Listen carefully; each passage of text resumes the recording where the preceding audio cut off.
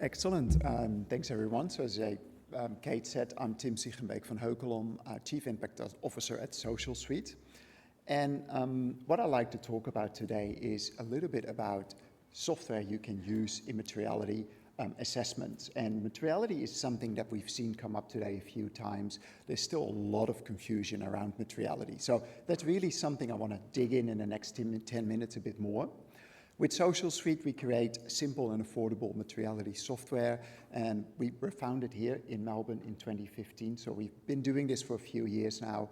We have customers around the globe, and we have quite a few customers in North America, and here also in Australia and New Zealand, and there's a lot happening around materiality at the moment in Europe, with CSRD as well. So it's really a space where there's a lot of emerging new standards, new developments there, but there's still a lot of misunderstanding around materiality.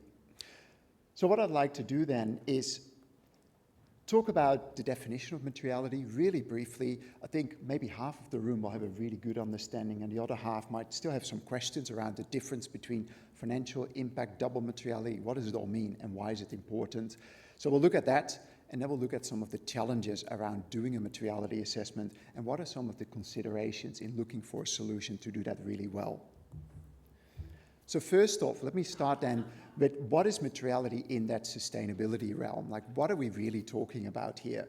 Now, what it really looks at, it is really about finding the most significant sustainability issues that are impacting a company and its stakeholders. And with stakeholders, we mean the outside world, people, planet, and society. So what we already see happening here, we have, two dynamics there. We're looking at how sustainability is impacting your company. That is something we often refer to as financial materiality. So what we're looking at is what are those sustainability matters that are actually posing risks and opportunities to your business, to the financial, the bottom line, the enterprise value in the short or medium and long term. Now that is what we've mostly heard here about today when we talk about risks, when we talk about opportunities to the business. But we also heard earlier today from Carol Adams from GRI. GRI is really focused on what is your organization's impact on the world. So what are the impacts you're having? And that is what we talk about impact materiality. Now, if we take those two concepts together and have that union there, we talk about double materiality. So that means we're going to look at both aspects there. And that is really what you now see happening in Europe. They're saying, well, one side's really important, the other side's really important. So what we need to make sure that as an organization, we take both considerations into account when we look at sustainability. So what we've seen so far is that IFRS and the ISSB are really focused on that financial materiality, finding those risks and opportunities. GRI is focused on the other side, on impact. And in Europe, they're now saying, well, both sides are important. So what are some real-world examples after that theory there? Now, it's really important to make that shift, and again, not like, how does it actually work? And here's some examples from the last few weeks there. We saw that Porsche had a profit warning. And why was that? Because a critical dependency that they have, the aluminum supply in Germany, was flooded. There was no aluminum coming, so one of their key suppliers was actually really affected by the physical impact of climate change. So there's your sustainability matter. There's a key risk in your supply chain there. So you need to start identifying those risks. We also see there's also sometimes around stakeholders, key risks that come up. And in the US, we've seen there's a big backlash against ESG in general. Now recently also on diversity, equity, inclusion there. So if you don't align with the expectations your stakeholders have, you really sometimes get into trouble there. But on the more positive side as well, there are some real positive impacts that you can have to creating shared value and using the business that you have to also do good things, helping aid and relief operations, or jumping into opportunities, what we just heard at the panel before as well, like what are those trends there? For instance, one company really looking at that move toward more plant-based foods. So there's some real-world examples there for looking at what are the impacts I'm having, what are the potential positive and negative impacts, what are the risks and opportunities that sit not just in my own operation, but across that whole value chain. Now, we've all probably seen some version of a materiality matrix or material topics, but really just to quickly bring that up again, if you see this in a sustainability report, it is the outcome of a materiality assessment. You see topics ranked there, whether they crossed a certain threshold there, are they important enough for a company to disclose on and to use in their strategy setting? So to the earlier point there, if you report on 5 topics and an investor asked why, well, you better be saying that you've done a materiality assessment rather than, someone just picked them. So a materiality assessment helps you really do that exercise and really work out why those 5 topics are the topics you're reporting on. But it's more than that. And I think that's what we often forget with a materiality assessment there. If you work out of all those sustainability issues what the key things are, it really helps you inform your sustainability strategy, and hence with that, your overall corporate strategy. It should really play part in that. It will also then, if you set that strategy, help you work out what are the key areas which you actually should be working on. So we're thinking more about practice. So your day-to-day embedding, implementing your ESG programs. What are you actually doing? You don't want to do ad hoc things. You want to do the things that matter most to the business. And ultimately then, and that's where often companies start, is the reporting requirements. There might be some things from a compliance perspective you have to report on, but even there we see that you only report things that are actually material. So materiality helps you inform a lot of things. So it's really an important exercise to do on a yearly basis.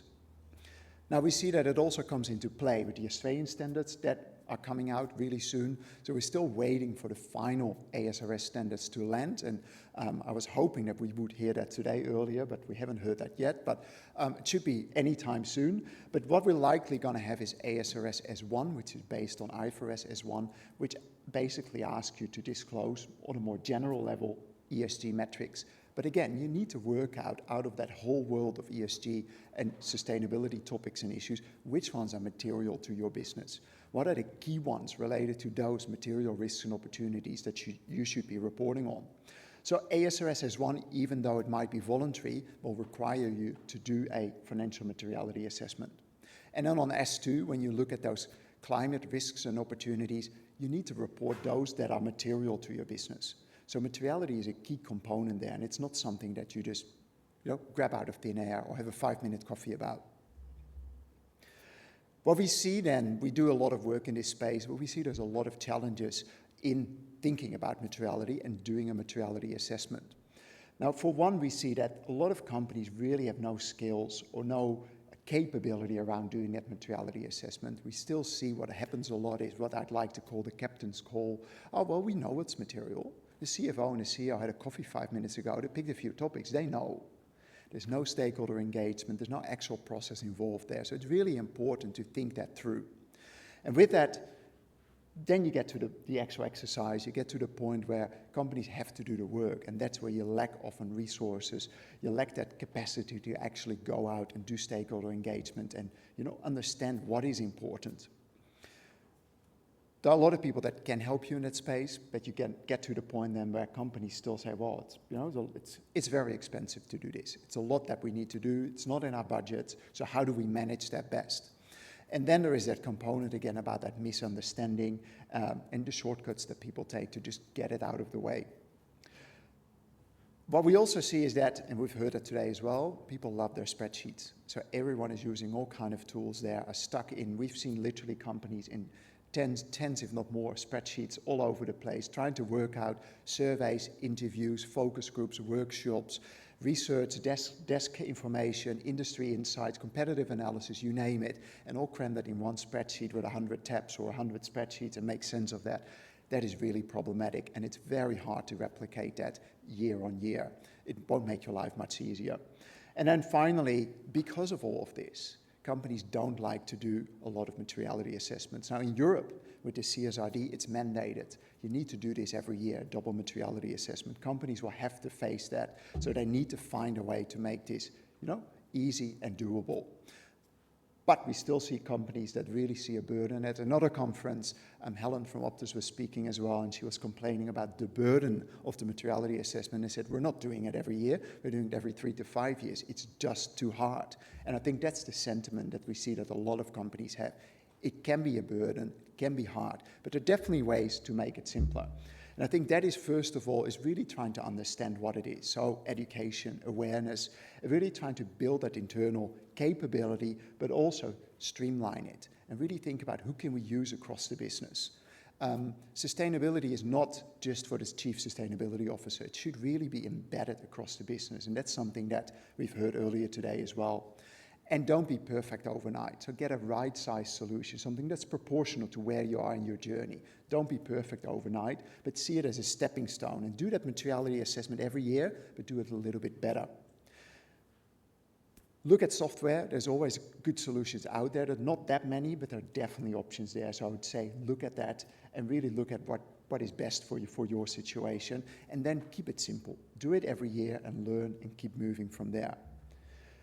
Now, with finding that right solution, I said, look at what you can do internally. That's often the shortcut, the cheap and simple way of doing things. But build that capacity over time. Look at what solutions are right for your budget, for where you are in your journey today, and talk to the people around you and look at your peers. What are they doing? How are they approaching this?